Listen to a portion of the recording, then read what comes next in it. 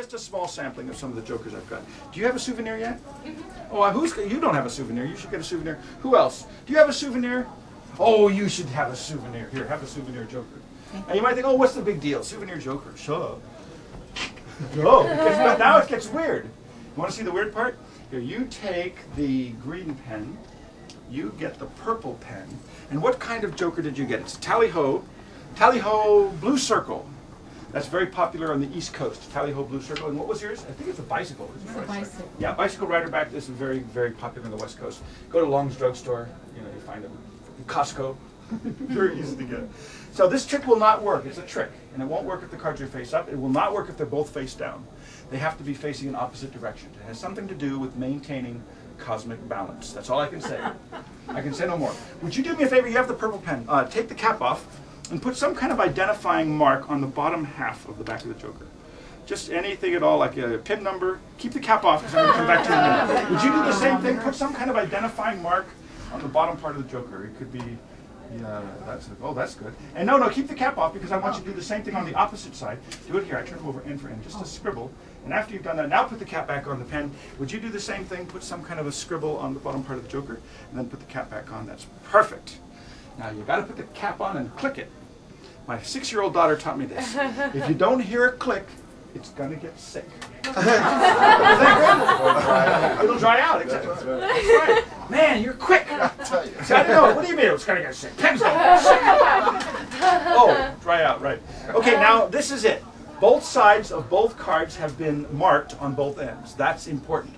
Because what I'm going to do is I'm literally going to send these two cards from Hollywood, California, all the way to the 4th dimension. And to do this, I need to make 3 cuts. The first 2 cuts are not really important. Third cut is extremely important. It has to be as close to the middle as possible. That's good. This is going to work out great. Watch closely. Really, don't take your eyes off of these cards. This is going to be strange.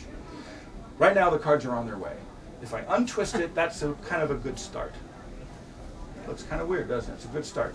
But here's where it gets even more bizarre. I'm going to twist the cards by turning them both together, watch closely, clockwise. See, that's what makes it work. Turning them clockwise, one card is actually passing through the other. See? On both sides, of course. The trick is to switch the corners here, the outer 2 corners, and the inner 2 corners. Now I can continue the twist. Isn't that weird? Now, right now, the cards are not really here. Right now, both cards are in the 4th dimension.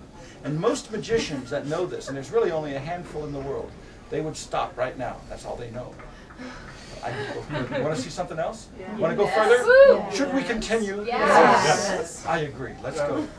Here's where it gets weird. If I twist it and switch the corners back, but in the opposite order and in the opposite direction, something very strange happens. The cards come back to Hollywood, California, but they come back in a very strangely altered state. If I peel them apart, you'll notice now this card has a back on both sides.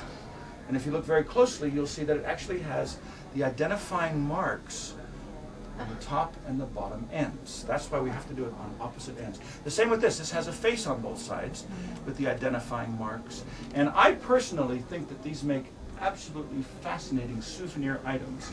So I've taken the liberty of bringing some business cards with me that just happen to be playing card sized and shaped. So I'm going to staple them on like this. And is it just me, or does that make an absolutely lovely display?